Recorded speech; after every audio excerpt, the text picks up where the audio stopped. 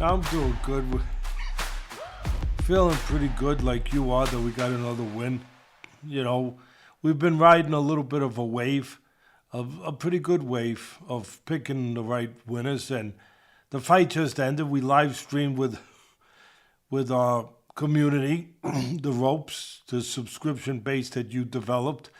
And all our members of the ropes were with us as we live streamed the fight, Ortiz and Luben. And, you know, our pick, as it was on the podcast last week, I think there's a chance he catches Ortiz in the early part of the fight where he could catch him something and possibly hurt him. And as it was with all our ropes members, we picked Ortiz to win by knockout. We thought Luben, you know, might have a chance to catch him in spots, but at the end of the day, we took the under. Boy, we were way under. It's nice to win. My friend Billy Crackman, the big gambling man in Vegas, he's one of the great handicappers out in Vegas. He says when you got one of those easy wins, they call it a cigar game because you light the cigar up early. And this was a cigar game. This was one of those, you don't get too many of them, but we put out the under, it was 9.5, I believe. And man, it's 2 rounds. It was a cigar game. It went way under. We had Ortiz by knockout. We had Ortiz by in the under. I was talking about making a parlay, if you could make a parlay, with him and the under. You could not take Ortiz straight up. I don't care how easy he won, but before the fight going in, there's no way I was going to tell anybody to lay 1,000 to 1. It's just too much to lay. So we went to the props. We figured that after looking at tape and everything, that Ortiz could win, could make it make it an under bet. He did. Luben's been stopped 3 times now. You could say whatever you want, but going in, he could punch. He does put together punches fairly well. He throws concise punches. There was no way he was going to win a decision. He's a guy that is conservative. He's a guy that places punches. He's a guy that fights in a controlled manner. He's not an Ortiz. Ortiz is an explosive machine when he wants to be, but he's a busy guy. Fast hands, put punches together. He's a busy guy. There was no way Luben was going to outpoint Ortiz. Could he catch him and drop him? Maybe. That was the one thing, if you wanted Luben, that you were bargaining on, you were hoping for, you were betting on, but not a decision, not busy enough, not with his style, his temperament. And unfortunately, his strategy, if you said one thing not to do with an explosive guy like Ortiz, or a guy who can be explosive like Ortiz, what's the one thing you don't want to do? You don't want to lay on the ropes. And what did he do? He laid on the ropes and he got taken out. And credit to Ortiz, he wasn't just only chucking punches. He was placing them well. He was going to the body. He was looking for the uppercut to split the guard of Luben, who keeps his hands up well. And he took advantage of Luben keeping his hands up well. Yeah, I said it. People are going to say, Teddy, what are you talking about? You're supposed to keep your hands up well. Yeah, but when you keep your hands up like in a peekaboo and you put the earmuffs on and you're not moving your head and you're on the ropes and you got your gloves up, there's an opening behind the glove. And I give Ortiz credit for having good eyes, for having that IQ, not just being a seek and destroy monster. He threw the punch behind the glove. And I add one other thing to Robert Garcia. Give him credit. The trainer, to his pupil, Ortiz, he stepped to the side. He showed science. He stepped to the sides when he had him on the ropes, to the right. And then he delivered a punch from the side. where he could get a cleaner shot behind the glove. And that was the punch that really put down Luben, that caught him real clean. So, beautiful performance.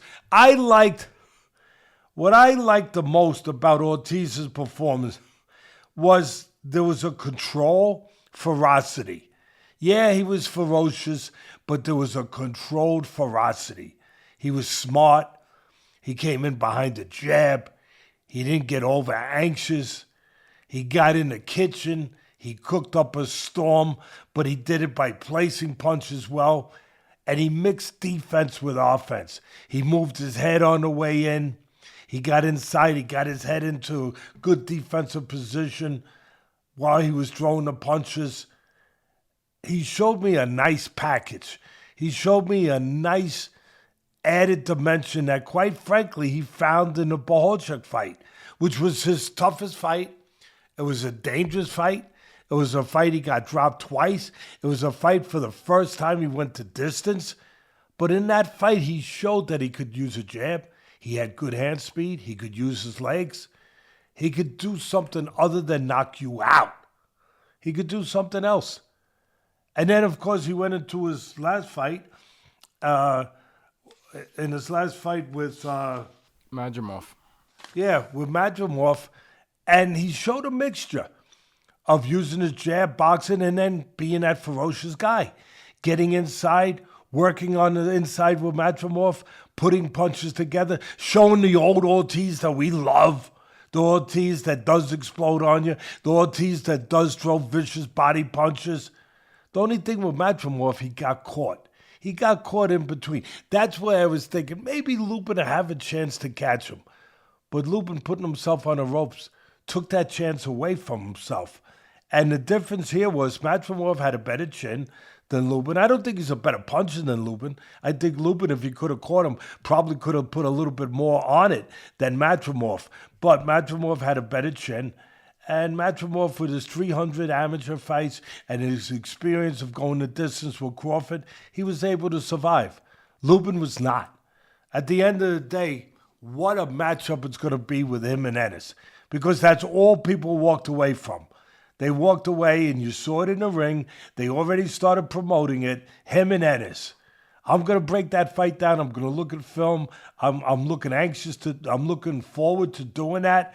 But that's going to be an interesting fight. Anyway, that's my take on it. Ortiz, you got to walk away feeling good about that kid. Yeah, no, great breakdown. And absolutely, always walk away impressed with Ortiz. I'm a big fan watching him fight. I'm a big fan of your picks over here at the ropes. I just want to start off with saying that. You're on fire. Every week I'm saying it, and I'm going to say it again, but you're good, you're good.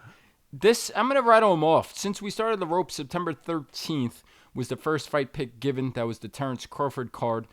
Here are the picks given out. So there's been 6 winners. There's been 1 loss. The 1 loss came that night on a different card. That was Paddy Donovan. Fell short to Lewis Crocker in the title fight. But here come the other picks, and they've been all wins. Inoue, the monster, not by knockout, but by decision, plus 350. Terrence Crawford to win, plus 150. Boots Ennis' last fight, under 7.5 rounds versus Lima. Knocked him out in 1, minus 110. Took the big boys in the heavyweights. Makhmudov. It was a pick'em fight. Makhmudov won. Took Makhmudov.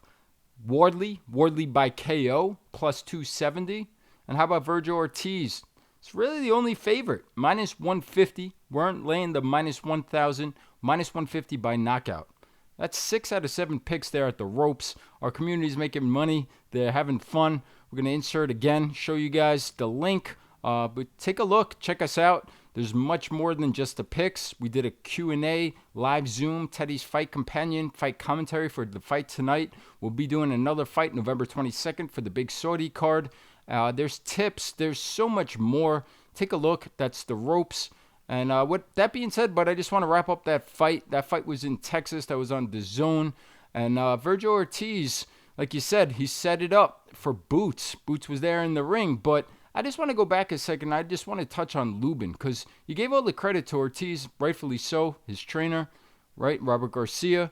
But for me, it wasn't as much as what he did. It's what Luben didn't do or allowed him to do. There was zero resistance. A lot of people thought, would this be a third time a charm for Luben? And it wasn't. He fell short in 1 round to Charlo. Took a beating, 9 rounds versus Fundora. But in this fight, he never got into it. And in the first round, he was sitting on the ropes. He wasn't sticking his jab. He wasn't controlling distance. He just let Ortiz do what he wanted to do and walk forward and get comfortable. And it felt inevitable that the stoppage was going to come earlier because of that. So I just want to say that I was very disappointed. This Luben, besides his third opportunity for a title fight, this is a very highly touted amateur fighter that's been around for a long time. I just expected a much better game plan or performance. It seemed like he didn't have a game plan. Came in flat. He walks in as the Matador in a nice outfit, but the Bull got him and got him quick. I guess it's fair to say, Bud, that the Matador outfit was maybe a bad choice. Maybe a bad choice because, if you're going to be a Matador, you got to step to the side. You can't stand right in front of the Bull. You got to actually put the cape off on the side. Not in front of you. Because if you put it in front of you, you're going to get gored. And I think it's fair to say he got gored.